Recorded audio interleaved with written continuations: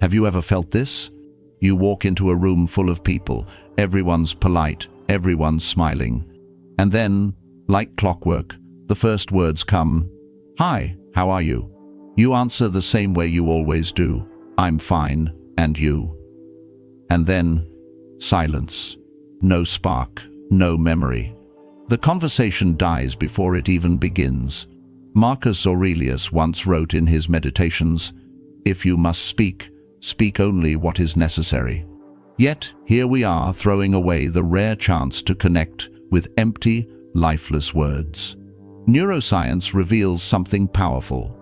The human brain learns to ignore repetition. Like the hum of a ceiling fan, you notice it at first, but moments later, it disappears. That's exactly what happens when we use generic greetings. Our words vanish into the noise. So how do you make sure you're not forgotten? How do you leave an impression that lingers long after the conversation ends? Today, we'll uncover 4 simple words, 4 timeless tools of Stoic wisdom so magnetic they can shift the energy in any room, lower defenses, and draw people closer without force. Stay with me until the end, because I'll also give you one powerful phrase, a phrase that replaces "Hi, how are you?" and instantly transforms the way people see you.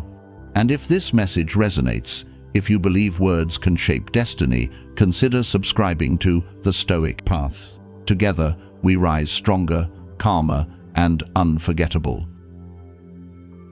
1. Understand. The power of truly seeing someone. Picture this. You're in the middle of a heated argument. The other person's face is red, their voice trembling with anger.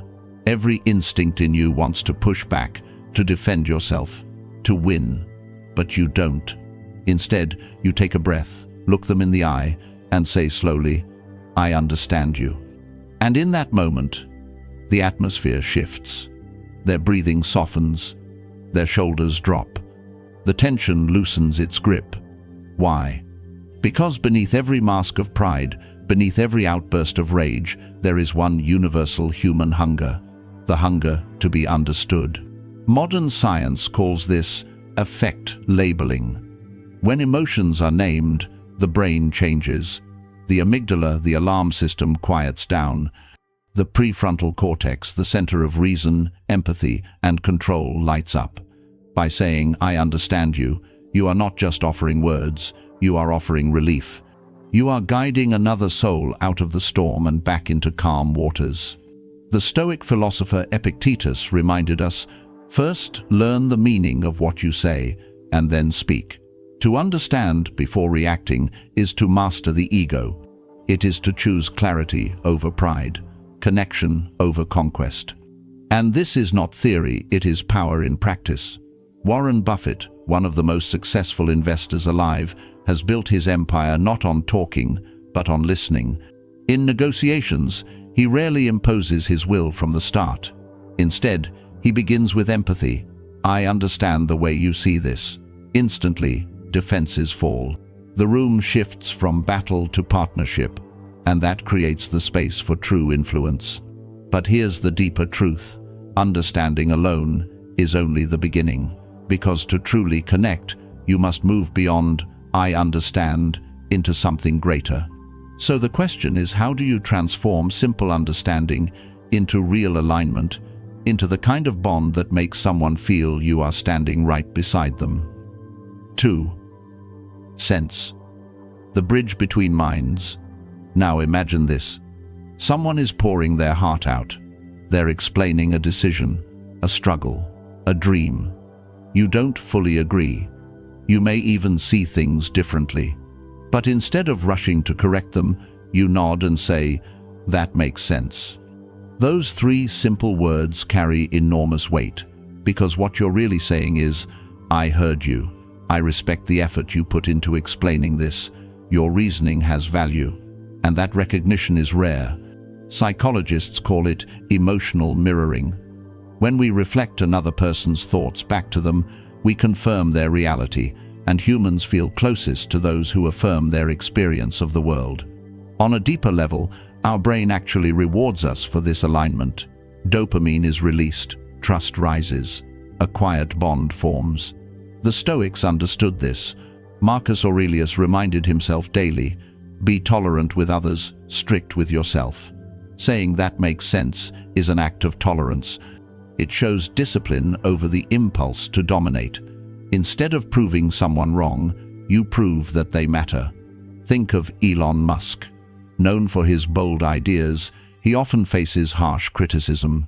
Yet in countless interviews, when pressed with skepticism, he begins with, "That's a fair point. That makes sense." Then he adds his perspective.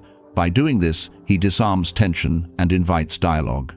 People don't feel attacked, they feel acknowledged. And that acknowledgement is what keeps conversations alive, even in disagreement. But here's the key, don't stop at a vague, "That makes sense." Add depth. Say, "That makes sense to me, because I see how you reached that conclusion." Precision transforms the phrase into a mirror, and when someone sees their own logic reflected back, they feel safe, they feel close, they feel drawn to you. And yet this is only the second step, because while recognition creates connection, there is something even more powerful. The moment you dare to validate not just their reasoning, but their truth. So what happens when you look at someone and simply say, "You're right"? 3. Right. The strength in yielding. Picture this moment. You're locked in a heated discussion. Voices rise, pride stiffens, and then, instead of fighting for every inch, you pause, breathe, and say, "You're right." Those two words can feel almost impossible to speak, because the ego whispers, "If I admit they're right, I lose." But here's the truth. Recognizing someone else's truth does not diminish you. It elevates you. Psychologists call this the power of confirmation bias. We are wired to feel warmth toward those who validate us. When you say, "You're right," you're not surrendering authority, you're opening the door to trust. Seneca once wrote, "It is the mark of a great mind to embrace truth, no matter where it comes from." The insecure need to win every argument. The wise know when to yield. Think of Steve Jobs. Known for his intensity, he wasn't always easy to work with. Yet there were moments, even in fierce debates at Apple, when he would suddenly stop and say, "You're right about that." Instantly, the temperature in the room dropped. Tension dissolved. The people around him felt seen, valued, and ironically, this ability to yield in the right moments made his leadership even more magnetic. Because here's the paradox. When you validate someone else, you don't lose respect, you gain it. People are drawn to those who don't need to win every battle. They see in you not weakness, but maturity. The maturity to put truth above ego. But caution, "You're right" must be used with sincerity. Overuse it, and it becomes hollow. Use it sparingly, at the right time, with presence, and it becomes unforgettable. So remember, acknowledging truth is not defeat. It's liberation. It frees the other person from defending themselves. And when someone no longer feels the need to defend, they lean closer. They trust more deeply. They remember you longer. But there is one final step. Because beyond understanding, beyond recognition, beyond validation, there is the rarest gift of all, the gift of pure presence. And it begins with 2 words, "I'm listening." 4. Listen, the rarest gift of all. Think about this. In a world where everyone is shouting to be heard, the one who truly listens stands out like fire in the dark. When you look someone in the eye and say, "I'm listening," you're doing more than confirming you heard the words. You're sending a deeper message. Right now, you matter. Right now, you have my full attention. And attention is the currency of human connection. Most people spend it carelessly scrolling, interrupting, rehearsing their reply instead of listening. Studies from the University of Minnesota reveal something shocking. The average person remembers only about 25% of what they hear. Genuine listening is rare. And because it is rare, it is priceless. The Stoics understood this long before modern science. Zeno of Citium, the founder of Stoicism, said, "We have 2 ears and 1 mouth, so we can listen twice as much as we speak." And Seneca reminded us that wisdom shows itself not in quick words, but in the patience to hear fully before responding. To listen is to master the impulse to dominate. Barack Obama, one of the most admired communicators of our time, is known less for his speeches and more for his presence. In private meetings, he leaned forward, locked eyes, and listened. People left the room saying not just, "He spoke well," but "He heard me." That is why they followed him. That is why they trusted him. Because here's the truth: looks may attract for a moment, status may impress for a season, but the feeling of being deeply heard, that is what binds people to you for life. So remember this: to listen is to step outside your ego and into someone else's world. It is not weakness, it is mastery. It is discipline, humility, and strength, the very virtues the Stoics prized most. And when you practice listening, something extraordinary happens. People don't just talk to you, they open themselves to you. And in that moment, you become unforgettable. 5. The secret phrase that changes everything. So now you know the 4 words: understand, sense, right, listen. Each one a tool, each one a key, that unlocks connection at a deeper level. But here's the challenge: what good are these tools if the door never opens? Most conversations begin with the same lifeless script. "Hi, how are you?" It's polite, yes, but it rarely sparks anything real. It rarely makes you memorable. That's why I want to give you something better. A phrase so simple, so unexpected it shifts the energy instantly. Instead of, "How are you?" say, "Tell me something good." Listen to how different that feels.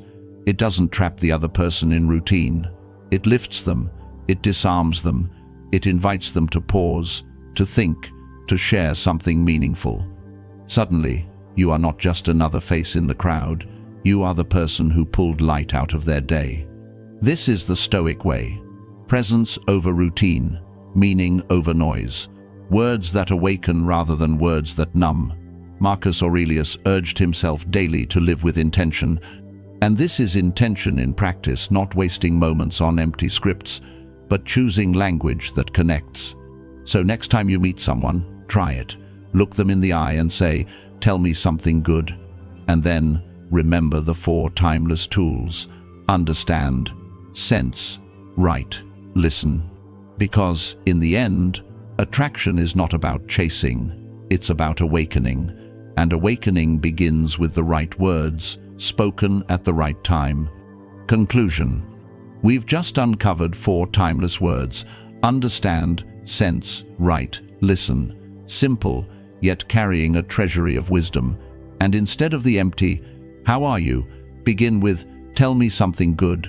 This isn't a trick, it's presence.